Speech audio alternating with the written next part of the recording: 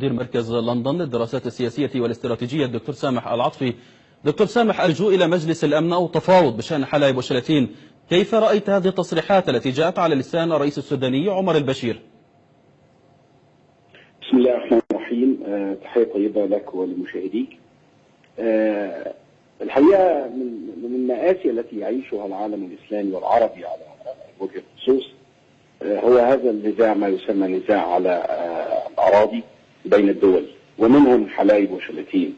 للأسف الشديد يعني عندما تفكر في حال الدول العربية والفقر والمرض والديكتاتورية التي يعيش فيها، لا تجد أي أهمية في مناقشة قطعة من الأرض عليها نزاع يعيش عليها مواطنين ليس لديهم أي حقوق وليس لديهم أي تنمية. لا يوجد تنمية في حلايب وشلاتين.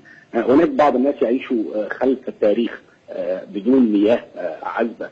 فعندما نتحدث عن هذه الخلافات يتسابق إلى ذهنك أن عندما تعود هذه إلى السودان أو مصر سوف تشهد تنمية بشرية واقتصادية ومعيشة حضارية للأعلى، ولكن للأسف هم يسيطرون على بقية حدود مصر وحدود السودان والبشير. كلاهما فاشل وكلاهما ديكتاتور للأسف الشديد. وأما بالقضية نفسها فسوف تكون التحكيم الدولي في صالح السودان، لأن هذه كلها تقسيمات استعمارية.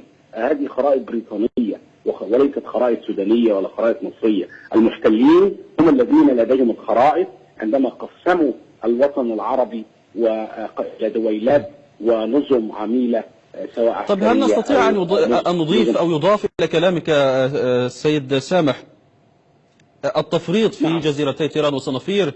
إلى أي مدى فتح الباب أو الملفات الأخرى كحلايب وشلاتين؟ وبطبيعة الحال تشجع الدكتاتور عمر البشير، وهو لا يقل إجراما عن الدكتاتور عبد الفتاح السيسي، وله باع في الإجرام ويمكث على قلوب الشعب السوداني بتزوير أكثر من 12 عام بعد أن قضى انقلاب عسكري أيضا. فالخلاصة أن نعم، موضوع إهداء الجزيرتين إلى المملكة العربية السعودية من نظام المرتزق عبد الفتاح السيسي فتح شهية السودانيين في المطالبة بحقهم في حلايب وشلاتين. وأعتقد أن هذا سوف يكون في التحكيم الدولي. إذا رأوا أن هناك تحكيم دولي سوف يحكم لحكومة السودان بأحقيتها، لأن خرائط كما قلت خرائط للاستعمار، خرائط بريطانية، ولا أحد منهم يملك وثائق وخرائط هذه الملفات إلا المستعمر الذي يملك كل الملفات والدفاتر. طيب إذا كان المستعمر هو فقط من يملك هذه الوثائق والمستندات، كيف يمكن القول كما قلت السيد سامح أن في حال اللجوء إلى التحكيم الدولي ستعود أو ستؤول هذه الأراضي إلى السودان؟